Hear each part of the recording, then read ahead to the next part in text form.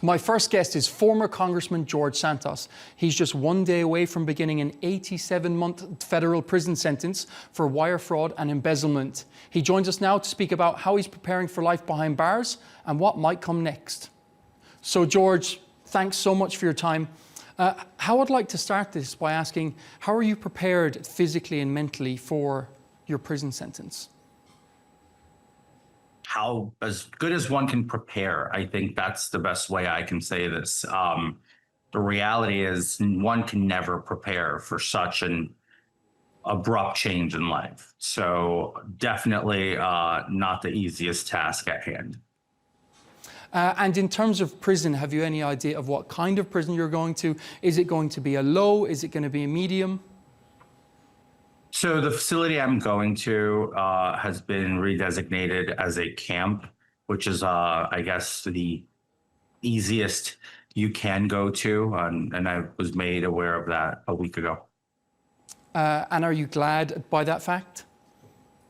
I mean, I'm not glad to be going to prison, if I'm being completely honest, but it's a big upgrade from the medium designation that I had earlier received. So it's a step in a better direction, I guess, and of all the impossibly horrible things. I seen you tweeted recently, "I'm not suicidal." What prompted you to make such a public statement like that?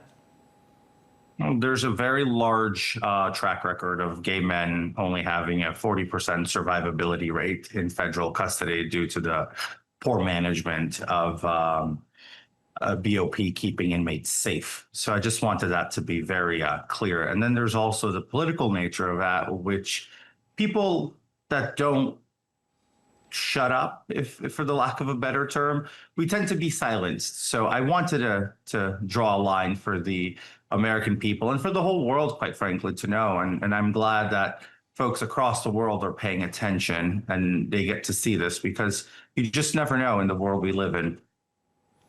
And how are your friends and family taking it at the moment? At your parents, at your siblings?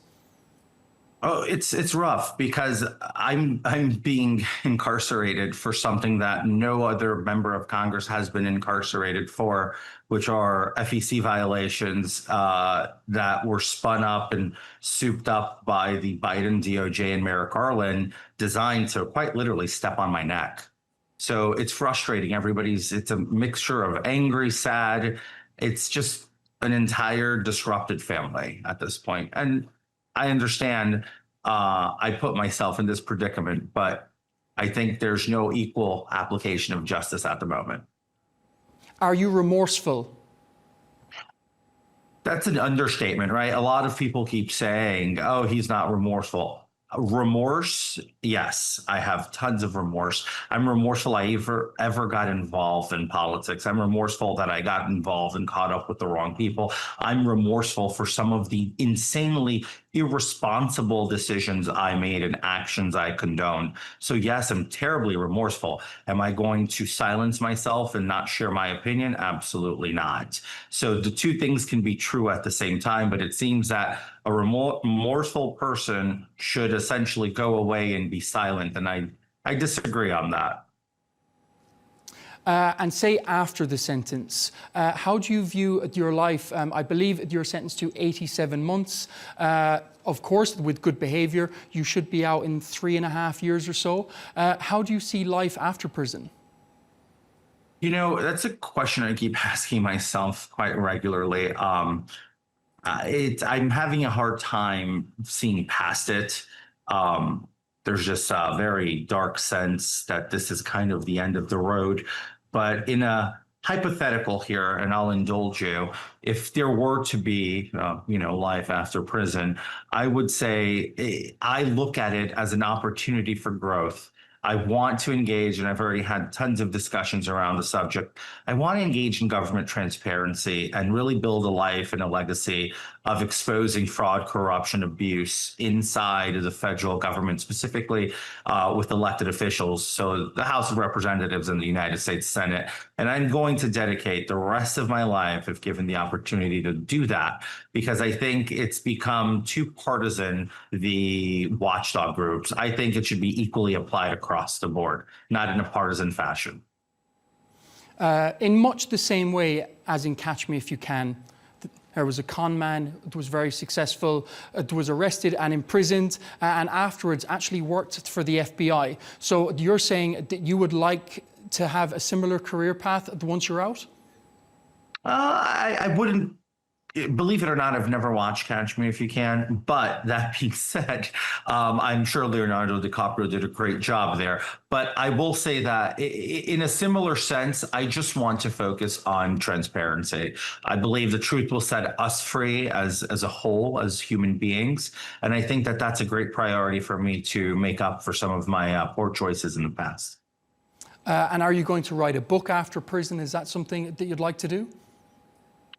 If given the opportunity, I'd love to write a book. I have so many stories to tell. I have so many experiences to share. And I have really a guide and a manual mindset of do's and don'ts for aspiring young politicians. Hey, how not to go to prison but still run for Congress, how to make a difference while running for Congress and create a people-oriented campaign versus a generic establishment campaign that you see so many others engage in. So there's a lot of opportunities, trials and tribulations, personal life stories, experiences in Congresses, and how to run for office. I don't even know if I can just do it in one book.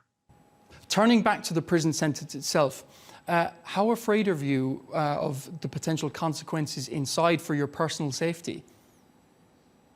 It's a great question, because it's something that I've taken very serious. We made a motion to the United States District Court Judge Joanna Seibert during sentencing that we would like protected custody, just for the fact that I'm a polarizing figure. I'm a former congressman who voted on hard-hitting bills, specifically bills who have landed some folks in the predicament of being my cellmates or, my fellow prison guard companions or whatever you call them. And that creates a severe, opportunity for reprisal. And it's something we've asked, but it's been denied. The system has been gun-ho on just really making it as difficult and uncomfortable for me. There's really no difference between the Merrick Garland DOJ and the Pamela Bondi DOJ at this point, to respects in my case. It's been rubber stamped from one DOJ to the other. Same prosecutor, same people, no difference. Of course, I have to go back on you there, George, as well. Obviously, you did commit wire fraud. You did commit embezzlement. How about for the victims? What are your words for them? I've squared this away in my brain, and I've just put out there a sincere apology. I know there's a lot of sensational reporting around the amounts involved here from my campaign and the amounts of losses. I reckon, to say this, this entire prosecution stems from $55,000 of misuse of campaign funds, which is, I'm not saying common, but not a typical, specifically for first-time candidates. But then to add insult to injury, for two checks, too many, of $564 each of unemployment during the pandemic. So essentially, they built an entire case, forced me to give money back to the National Party. There's a victim, the National Republican Congressional Committee, who, to their own statement, says they were not victims of mine, that the money they spent on my campaign was essentially quite standard for a candidate who was polling like I was, $230-somewhat thousand. I'm forced to pay that back. So I know that the sensational nature of the entire case and the way it was reported in the media and the way the DOJ meticulously, presented it makes people believe that I fleeced people for hundreds of thousands of dollars, when in reality it was really campaign finance misuse. There's no instance of me taking a person's credit card and going shopping. That is also a falsehood that's been perpetrated as truth, and quite easily explained if the entirety of the case is to be read. But I do apologize for those supporters and those donors and everybody who I hurt, who I betrayed and felt betrayed by me. Not a day goes by that I do not regret my actions, regret my behavior, and that I sit at home and don't contemplate and ponder, what the hell have I done to me and to everyone else? Yes, and you do admit, even though, as you said, it may have been $56,000, or even if it was 500, it's still a crime. So you are remorseful. Of course. Absolutely. Look, the best thing for a person to do is to self-reflect, look in the mirror, and understand you've done wrong.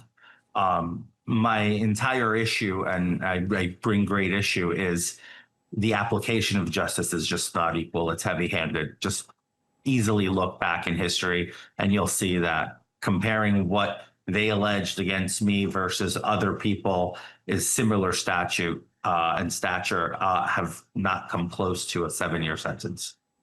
Will you ask President Trump for a pardon? I have already done that. What was his response? I don't think it made it to the president. Unfortunately, gatekeepers have blockaded for it ever getting to the president.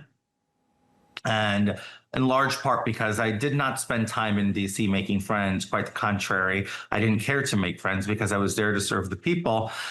And it led to me rubbing a lot of people off the wrong way. And now they're, as they say, the chickens are coming home to roost, and they're taking advantage of my predicament to settle petty scores. And I never made it to the president. I got stonewalled by the gatekeepers. And what did you write to him?